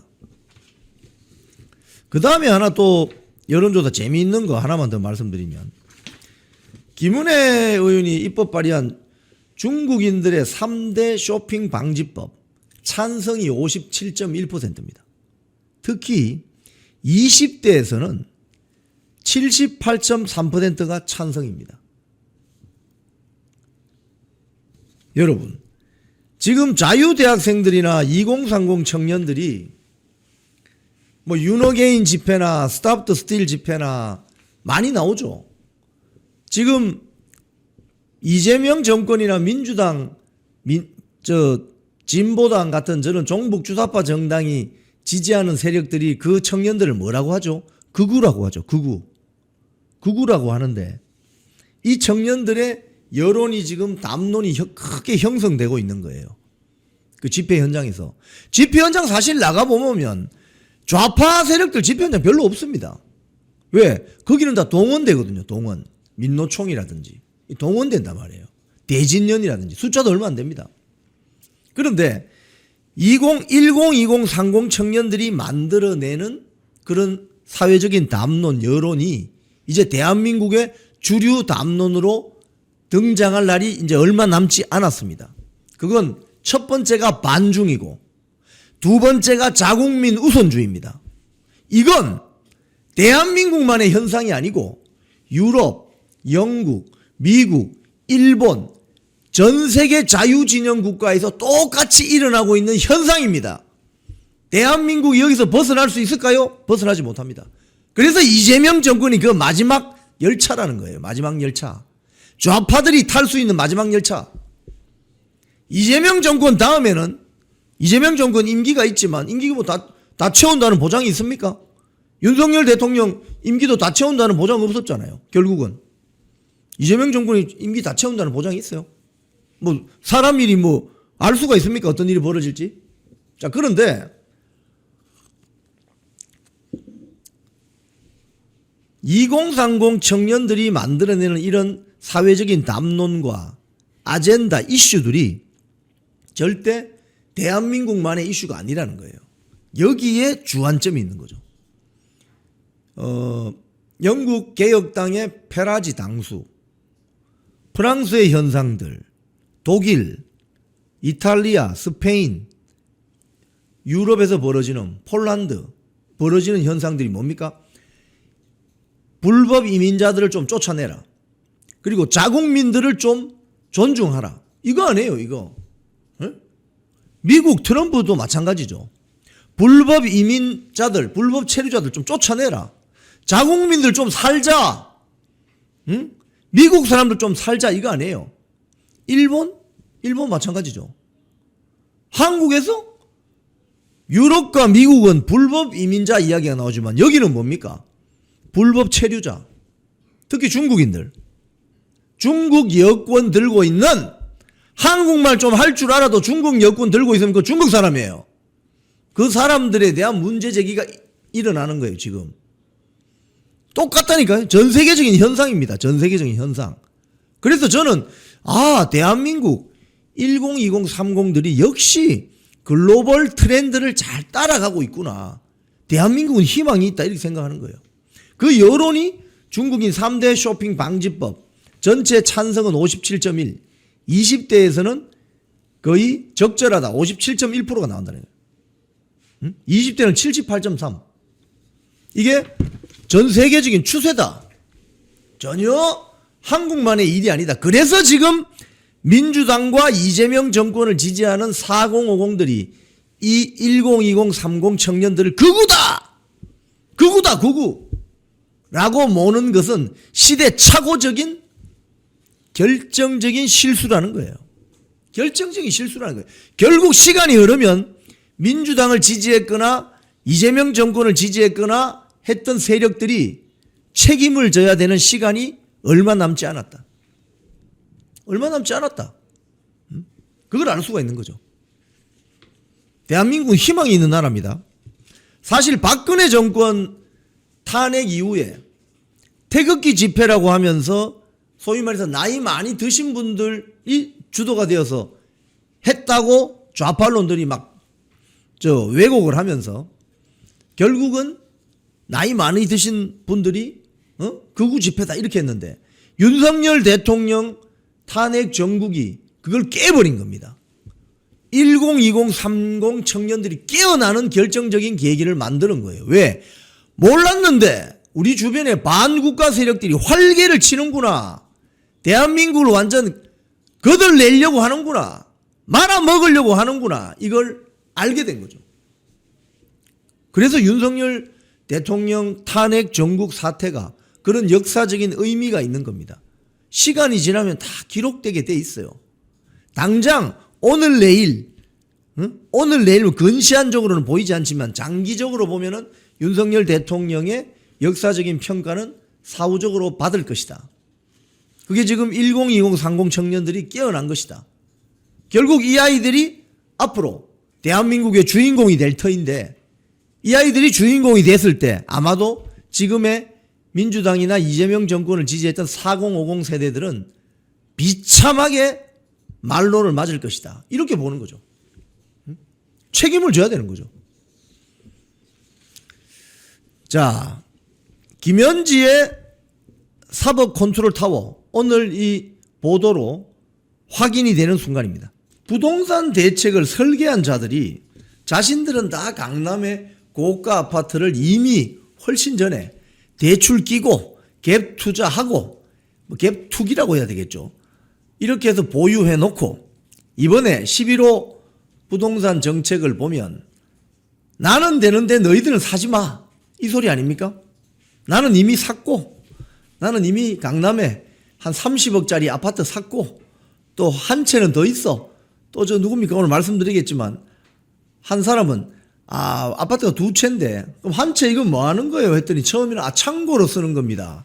라고 하다가 국감장에 나와서 허위 진술하면 안 되니까 사실은 그 자녀들 출가한 자녀들이 쓰고 있다. 뭐 이런 식으로 변명을 둘러대는 이거 보고 있으면 파렴치하다는 생각이 들 수밖에 없습니다. 제가 그래서 어젯밤에 방송에서 탐관오리형 이 위정자들 아니냐. 탐관오리. 돈과 자리를 탐하고 썩어 빠진 오염된 관리들 아니냐. 탐관오리 전성시대라고 제가 말씀드렸는데 저와 여러분 앞에 지금 펼쳐지고 있는 그런 장면들이 탐관오리 전성시대다. 지들은 다 대출 끼고 강남에 성남에 30억대 아파트 다 가지고 있으면서 서민들이 내 집 하나 마련하고 싶은 거 2030 청년들이 집 마련하고 싶은 거 신혼부부가 당장 지금 대출 끼고 신혼집 살림 차려야 되는데 그거 다 막아버렸잖아요. 이런 자들이 어떻게 국가 위정자일 수 있겠냐 이 말입니다.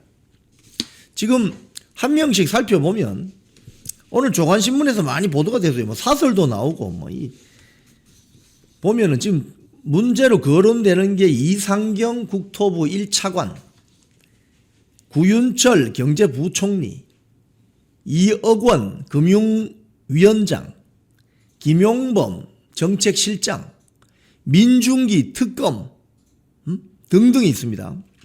먼저 이 파렴치한 탐관오리형 위정자 1번은 이상경입니다.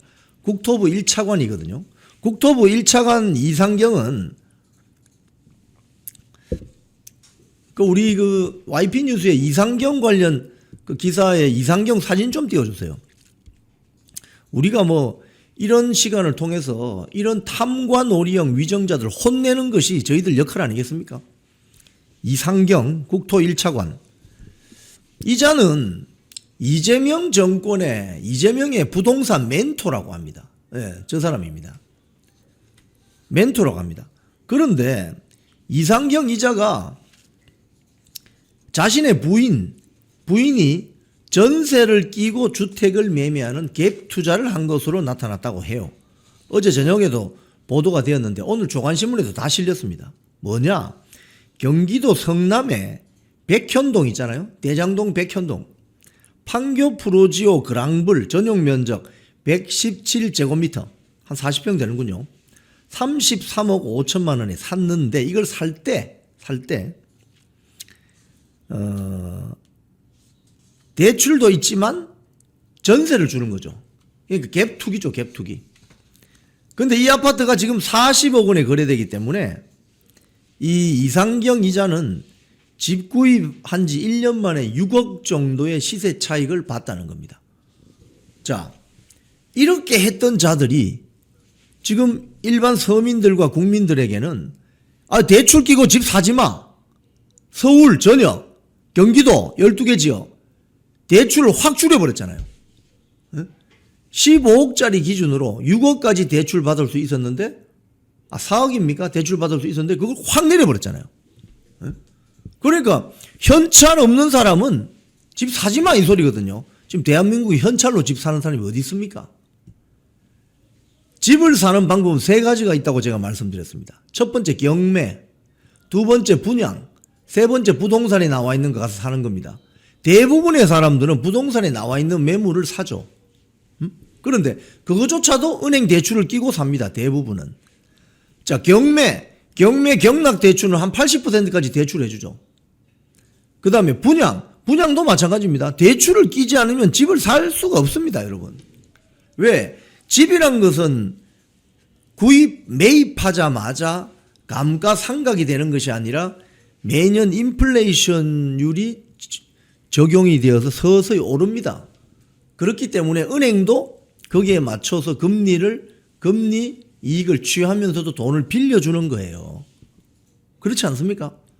대한민국에 대출 끼지 않고 집 살 수 있는 사람이 몇 명 됩니까, 과연? 지들은 다 불과 몇 년 전, 10년 전에 대출 끼고 갭 투기 형식으로 집을 다 사놓고 강남에, 성남에, 노른자위에 한 채, 두 채 사놓고 지금 국민들에게는 현찰 없으면 집 사지 마. 이렇게 한 게 이게 말이 되는 소리예요, 사실은. 이 정책적인 결함이 있는 겁니다. 그걸 오늘 제가 좀 설명을 드릴게요. 이상경이 있고, 그 다음에 부총리라고 정책실장 김용범이는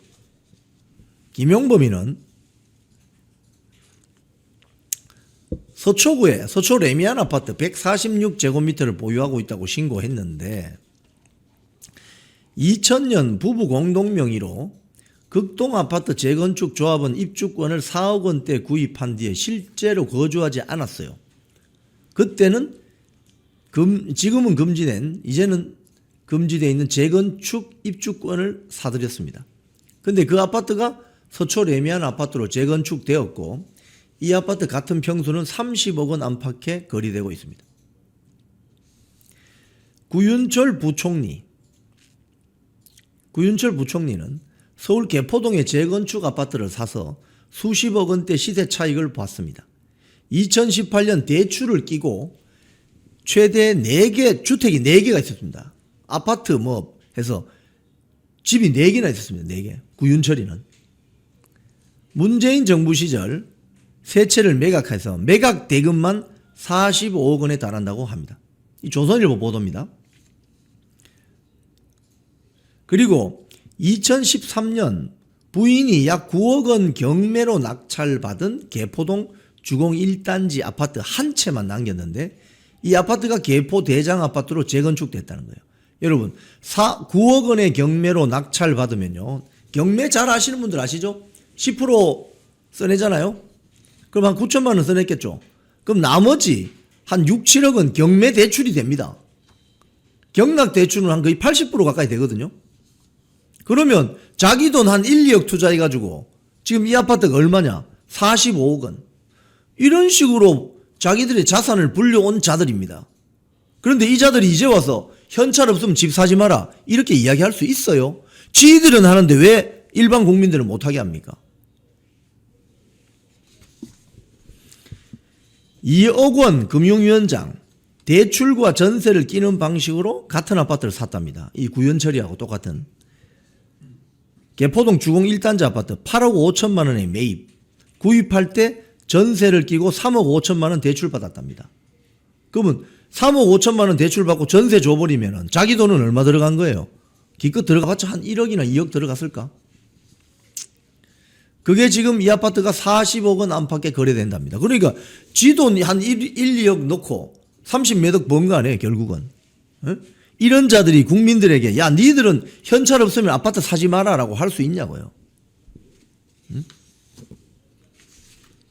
지금 이게요 근본적인 문제가 뭐냐면 부동산 가격을 안정을 위해서는 신규 아파트를 계속 공급해야 되는 겁니다. 왜? 모든 사람은 새 아파트에 살고 싶어 합니다. 응? 오래된 아파트는 배관이 녹슬어서 녹물이 나오기도 하고 주차 시설이 부족하기도 하고 불편합니다. 저도 전세로 서울 양천구 목동 아파트 살았었어요. 그게 주차 시설이 부족해서 겨울에 눈 오면 차 밀다가 미뤄집니다. 차 밀다가 넘어져요. 차 밀다가 넘어져서 무릎팍 까진 경우도 있어요. 주차 시설이 부족해요. 그런데 거기 재개발, 재건축 하고 싶어 하죠. 그러니까 새로운 아파트로 이주해서 살고 싶어 하는 것이 거의 모든 국민들의 공통적인 감정이고 생각이죠. 그런데 왜 그걸 못하게 하냐고. 예? 그러면 정부가 해야 될 일은 뭐냐? 정부가 해야 될 일은 뭐겠습니까? 신규 아파트를 계속 분양, 공급해 줄 수 있는 정책을 써야죠. 또 재건축을 원하는 곳이 있으면 재건축을 자율적으로 할 수 있도록 지원해 줘야 되는 거 아닙니까? 이렇게 덜커덕 현찰 없는 사람은 집 사지 마라 라고 먼저 정책을 내버리면은 부동산 가격은 급등하게 돼 있습니다. 그런데 가격의 하방 경직성 경향 때문에 올라간 집값은 내려가지 않습니다, 여러분. 집값 내려가는 거 봤어요, 여러분? 왜? 인플레이션율이 매년 2에서 2.5% 있기 때문에 안 된다는 거예요. 그러면 정부의 주택 정책은, 부동산 정책은 공급을 우선적으로 발표하고 충분히 성숙되었을 때 수요를 잡는 건데 이건 거꾸로 하고 있는 거지. 거꾸로. 왜 거꾸로 하지? 지들이 강남에 다 사니까 지들 집값 올리려고 하는 건가? 이러니까 탐관오리라는 비판을 듣는 겁니다. 지들 집값 올라서 좋겠지. 이거 내리고 저거 한번 보시죠. 뭐 표 사진 하나 보여주세요. 어제 조선일보인가 어디 난 사진인데 이거 보세요. 이거 보시면은 아, 이 자들이 왜 이런 정책을 하나를 의심할 수 있습니다. 지금 민주당 그리고 주요 고위공직자들 강남 상구, 마포, 용산, 성동구의 부동산 보유 현황을 인사혁신처 자료로 보도된 겁니다. 이거 조선일보 보도된 거네요. 한번 볼까요? 서초구에 몇 명 사냐? 10명 삽니다. 서초구에. 누가 있냐? 용산 대통령실의 대변인 강유정이 거친 입으로 소문난 민주당의 양문석 의원, 미래통합당에서 또 민주당으로 철새처럼 날아간 이현주, 전현희 뭐 이런 자들이 서초구에 10명이나 사네요. 집이 거기 있는 거죠. 그 다음 강남에 몇 명 사나? 7명 있습니다. 강선우 여가부 장관 하려다가 김현지 전화 받고 그냥 꼬리 내린 강선우. 이 지역구는 또 강서예요, 강서. 김황규, 제주 출신인데. 김황규, 민홍철이 김해 아닙니까, 김해. 박균택이, 이거 저 광주, 광산구 갑인가, 거기 국회의원이죠. 법사위. 박균택이. 정동영이, 다 강남 사네? 송파에는 또 누가 사나? 원내대표 김병기. 마포에는 누가 사나? 노무현 사위 곽상은이 종로국회의원. 정청래. 성동구에는 누가 사냐? 위성락 등등. 이거 보세요. 그러니까 지들이 지금 보면은 제가 말씀드린 것처럼 여기에 이제 표에는 안 나오지만 이상경 국토 1차관은 집이 성남에 있습니다. 성남. 그죠? 성남. 그 다음에 구윤철이는 또 집이 개포동. 개포동 강남에 있죠.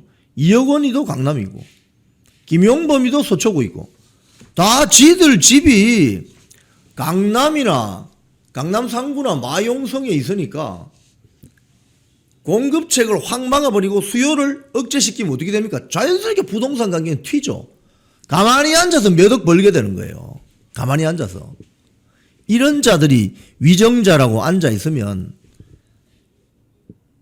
태훈이 님이 말씀하신 거 혈압 조심. 네. 혈압 조심. 네.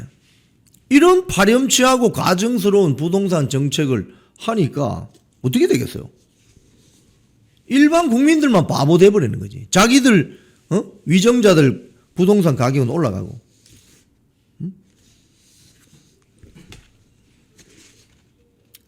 지금 여기에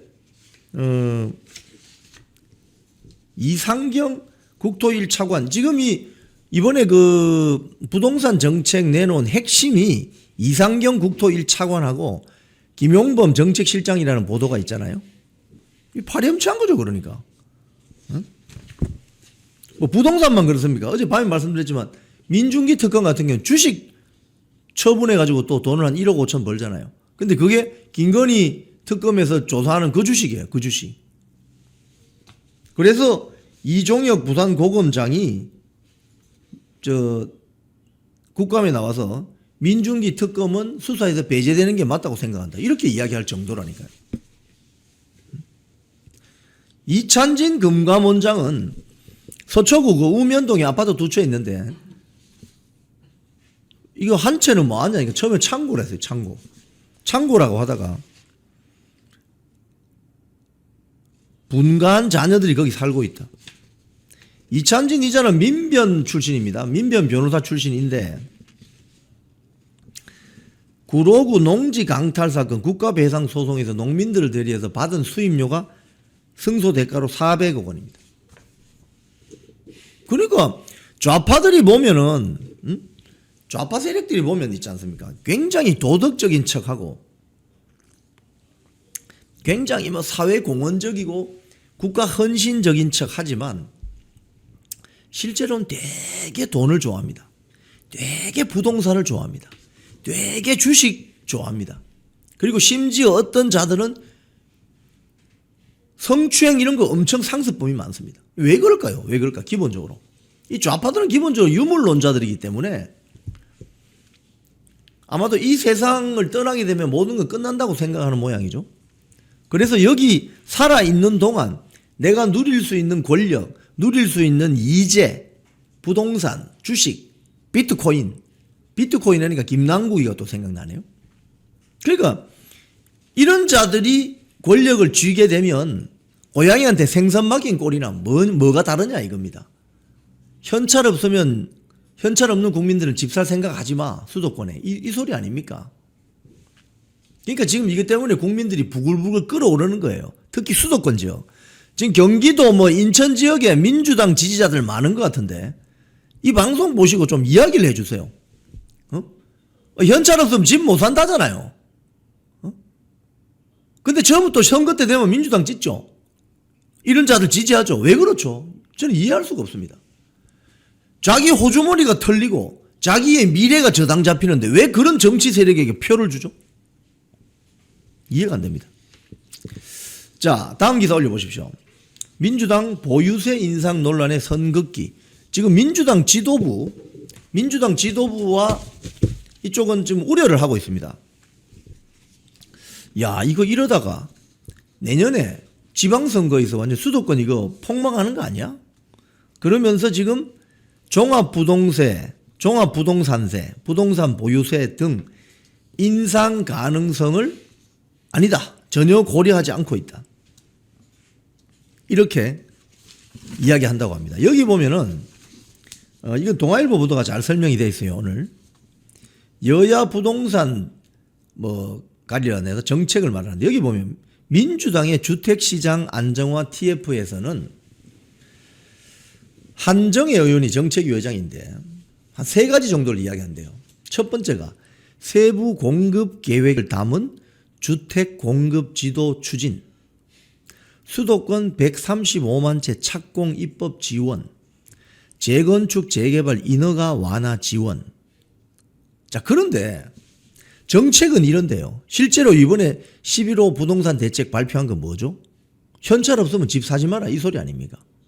현찰 없으면 집 사지 마라.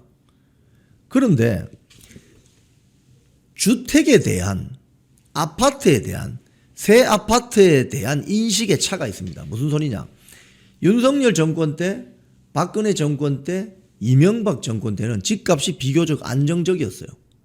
그런데 좌파들만 집권하면 집값이, 특히 수도권 집값, 서울 집값이 폭등하기 시작합니다. 왜 그러냐? 공급을 찍어 막기 때문에 그렇습니다. 신규 공급을 왜 찍어 누르느냐? 응? 이거 아니면 저건데 하나는 자기들이 아까 제가 말씀드린 것처럼 강남이나 강남 3구나 마용성이나 성남 같은 데 살기 때문에 자기들 집값 끌어올리기 위해서 하는 것인지 이런 의심이 들죠. 그렇지는 않다고 생각하는데 결과적으로 그렇다는 거예요. 그럼 두 번째는 뭐냐? 새 집에 대한 부동산 자산에 대한 삐뚤어진 인식을 가지고 있다는 겁니다.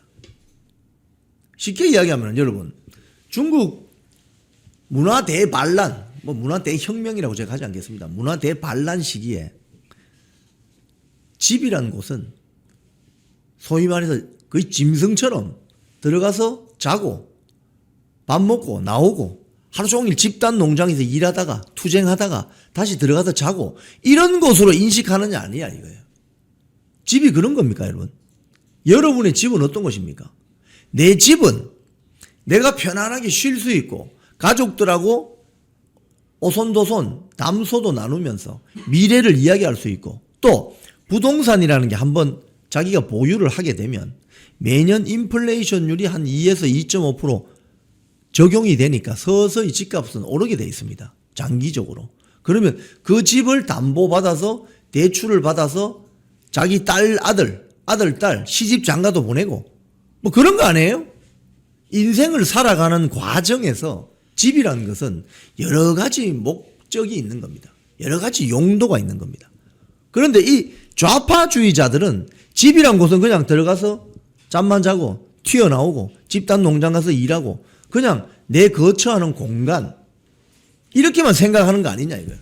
그래서 집을 한 2채 가지고 있는 사람들은 아주 나쁜 사람인 것처럼 대출 받아서 집 사면 아주 나쁜 사람인 것처럼 하지만 지들은 그렇게 하잖아. 지들도 아주 자연스러운 것인데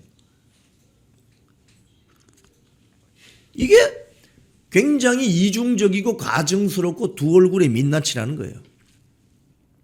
지거는 챙기고 일반 국민 서민들 2030 청년들 집 하나 장만하려면 그 길 다 막아버리잖아요. 그러놓고 지 집은 가격이 천정부지로 뛰고 가만히 앉아서 몇 억 벌고 이거 참을 수 있는 겁니까? 집이란 것은 또 자 내일 새 집이 필요하다고 해도 집이 하루 만에 뚝딱 나오는 게 아닙니다. 집은 최소한도로 신규 분양 아파트는 3년 걸립니다. 3년 걸려요. 네? 그러니까 새 아파트, 새 주택을 공급하는데 최소 3년이라는 시간차가 있기 때문에 공급을 우선적으로 계속 늘려나가는 정책을 유지를 해야 된다는 거예요. 유지. 이거는 좌파 정권, 우파 정권 할 것 없이 새 아파트를 공급해내는 시간이 한 3년 정도 시간차가 있기 때문에 계속 유지를 해주고 그리고 기존에 있던 아파트들은 재건축, 재개발 허가를 내주고, 그럼 거기 있다가 살다 나온 사람들이 새 집 지을 때까지 3년 동안 그럼 전세로 살아야 되잖아요. 그럼 그런 것까지 생각해서 주택 공급을 우선시하는 정책이 나와야 부동산 시장이 안정될 수 있을 텐데, 신규 공급 정책은 도외시하면서 수요까지 억누르면 어떻게 됩니까, 이거? 이건 뭐 문재인 시즌2라기보다는 문재인 때보다 더 악질적인 부동산 정책이 나온다 이거예요. 그러면 결과는 뭐냐? 기존의 아파트를 대출을 끼었든지 어떤 식으로진 김의겸이, 이찬진이, 이상경이 이번에 나오는 그런 탐관오리형 인물들이 갖고 있는 강남과 성남의 아파트 값만 폭등하게 된다는 거예요. 지들 아파트 가격 올리려고 이 짓을 하느냐 이거예요. 여기에 대해서 국민들이 공분이 일어나지 않을 수 있겠습니까? 일어나죠. 자, 그럼에도 불구하고 그 다음 기사에 올려보세요. 이재명 부동산 강경 기조 재확인. 집값 안정이 우선. 집값 안정이 우선이 아니라 강남이나 강남 3구나 마용성, 마포, 용산, 성동구, 경기도 성남에 살고 있는 이재명 정권의 장관급 인사들 집값만 올라간다 이거예요. 에? 그러면서 오늘 조선일보 보면 이런 기사가 있습니다. 이재명 코스피 상승의 자신감, 부동산 정면 돌파 의지. 지금 여러분 너무나도 이상한 현상이 달러 환율이 1430원을 들락날락하고 주가가 폭등하는데, 그죠? 부동산 정책을 이렇게 가면 되느냐 이거예요. 예? 쉽게 이야기하면 시장에 돈이 주식시장으로 간다. 그러면 부동산은 약간 침체되는 게 맞는데 부동산 가격까지 뛴다 이거예요. 이게 왜 이러냐 이거예요. 그래서 지금 주식을 사들이는 작전 세력이 있는 게 아니냐. 그 뒤에 중국이 있는 거 아니냐. 중국 자본. 이런 의심을 하게 되는 거예요. 너무나도 이상한 지금 현상이죠. 그런데 이 코스피가 상승세니까 이재명 정권이 부동산 정책 정면 돌파한다. 이런 오기를 부린다 이거예요. 시장은 거짓말 하지 않습니다, 여러분. 시장에 배치되는 시장과 거꾸로 가는 정책 썼다가는 망하게 돼 있습니다. 폭망하게 돼 있습니다. 두고 보십시오. 오늘 조선일보 사설에 이런 게 있습니다. 국민 우라 돋구는 정책 책임자들 부동산 내로남불. 여기에 보면 이런 설명이 있습니다. 11호 대책은 초강력 수요 억제책이다. 집 사지 마라 이거죠.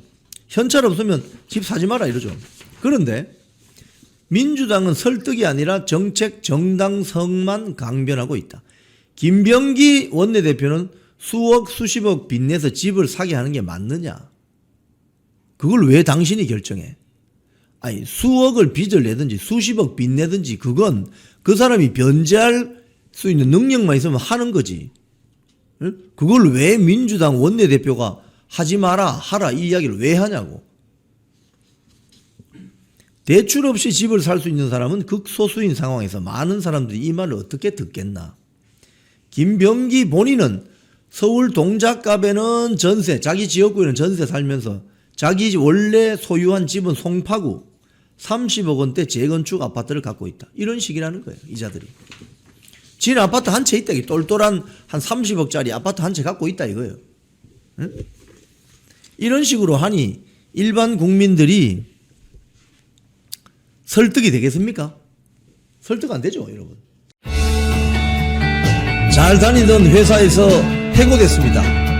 외롭고 힘들었습니다. 내 혼자 이렇게 외톨이가 되는 거 아닌가 걱정이 앞섰습니다. 그런데 하루 이틀 시간이 지나니까 많은 외국 국민들이 찾아와 주셨습니다. 그래서 우리는 승리했습니다. 혼자 가면 외로운 길이지만 같이 가면 즐거운 여정이 됩니다. 나라를 지키고 대한민국 정치 혁신을 바라시는 분들이 계시다면 우잘사 회원에 가입해 주십시오. 우파는 잘 싸워, 우리도 잘 싸워. 우잘사 회원에 가입하시면 나라를 살리고 대한민국 정치를 혁신할 수 있습니다. 우잘사 회원이 되셔서 다 같이 손잡고 즐거운 여정에 동참합시다. 우잘사 화이팅!